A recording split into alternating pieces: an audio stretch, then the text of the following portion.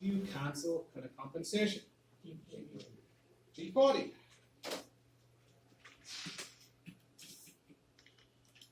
So now we cancel color compensation. We lift up the tool. We move to our next position. Feed down on Z. What do we need to do when we move to position A?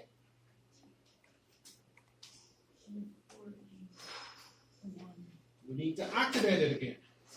G41. Whenever you program G41, you need a D value. Which diameter offset are we using? D4. Now compensation is active again.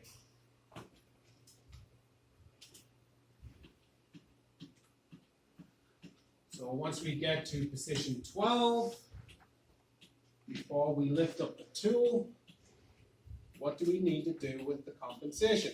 So we need to cancel it. How do you cancel it? G40.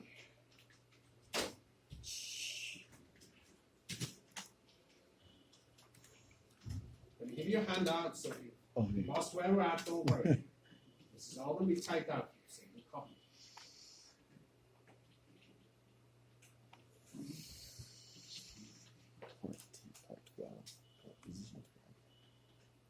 So now we compensated for the tool by using the G41. What do we need to remember? To set it at the machine. If you forget to set it at the machine, all of this means nothing. So let's write a note to ourselves. What should that note say? Check. Did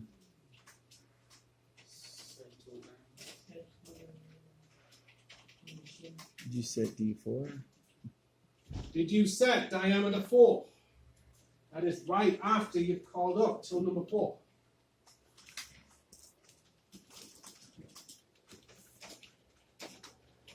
Are you sure? Are you sure? Goldfish memory. Right? The whole point of running the program in single block is so that we can read some of these notes. If you think you said it and you didn't, and you just ignore this part, who's going to get the blame when the part comes out scrap? It's not going to be the programmer. He's warned you 2 times. Did you check diameter 4? When you hit cycle start, what are you saying? Yes, I did. Yes, I did.